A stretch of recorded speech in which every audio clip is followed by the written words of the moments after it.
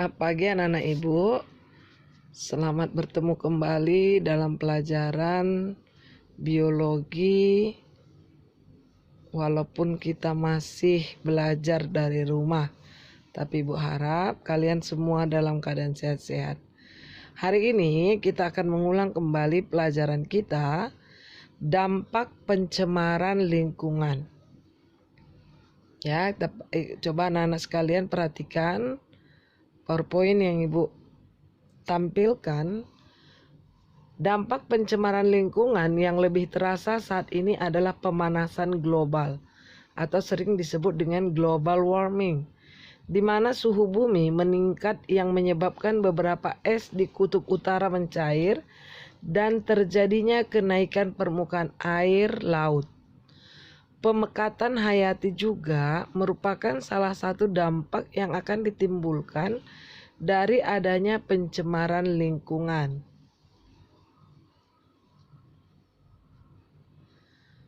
Proses pemekatan hati ini dapat diartikan sebagai peningkatan kadar bahan pencemar yang melalui tubuh makhluk hidup tertentu.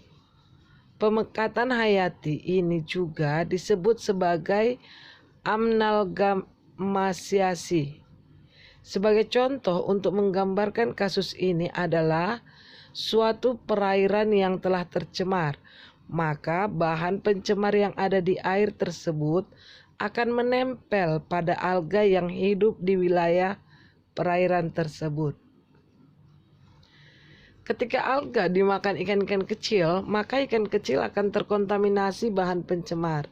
Ketika ikan-ikan kecil tersebut dimakan oleh ikan-ikan besar, maka ikan besar juga akan mengandung berbagai bahan pencemar yang dimiliki oleh ikan kecil. Dan ketika ikan-ikan besar ditangkap nelayan dan dimakan oleh manusia, maka bakteri atau polutan tersebut akan masuk ke dalam tubuh manusia melalui ikan-ikan besar tersebut. Ketika manusia mengkonsumsi beberapa makanan yang berupa hewan atau tumbuhan yang telah terkontaminasi bahan pencemar tadi, maka segala kemungkinan buruk bisa terjadi. Beberapa kemungkinan buruk dari mengkonsumsi bahan makanan yang tercemar adalah keracunan atau meninggal dunia. Josh Taylor Miller pada tahun 1979 dalam bukunya yang berjudul Living in the Environment menjelaskan bahwa akibat pencemaran lingkungan terhadap kehidupan dikelompokkan ke dalam 6 tingkatan. Perhatikan PowerPoint-nya.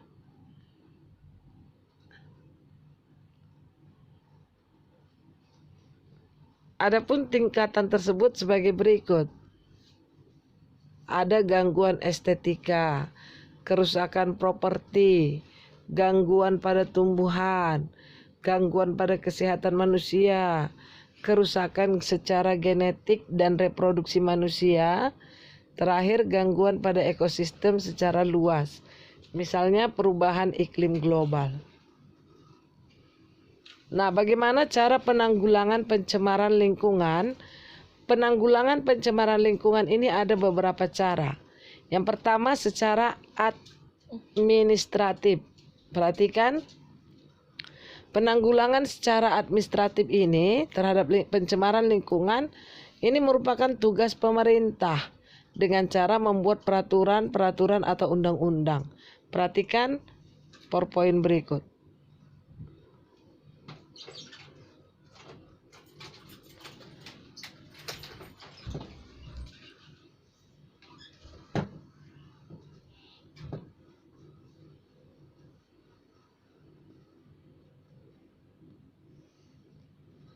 Ini secara teknologi. Penanggulangan pencemaran lingkungan secara teknologis, misalnya menggunakan peralatan untuk mengolah sampah atau limbah. Secara edukatif itu artinya pendidikan, ya, dengan cara pendidikan. Silakan dibaca selanjutnya. Dan yang terakhir berdasarkan undang-undang. Berdasarkan Undang-Undang Nomor 32 Tahun 2009 khusus tentang lingkungan hidup. diketahui bahwa upaya penanganan terhadap permasalahan pencemaran lingkungan adalah sebagai berikut: mengatur sistem pembuangan limbah industri, penempatan kawasan industri terpisah dan berjauhan dari kawasan permukiman penduduk. Pengawasan akan menggunakan bahan kimia, misalnya pestisida dan insektisida.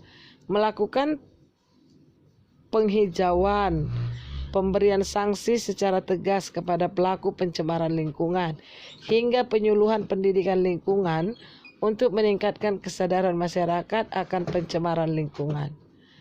Oke. Selesai mata pelajaran kita biologi hari ini. Ibu harap kalian masih stay at home dan tetap belajar dari rumah. Selanjutnya kamu kerjakan tugas yang akan Ibu kirimkan lewat WA.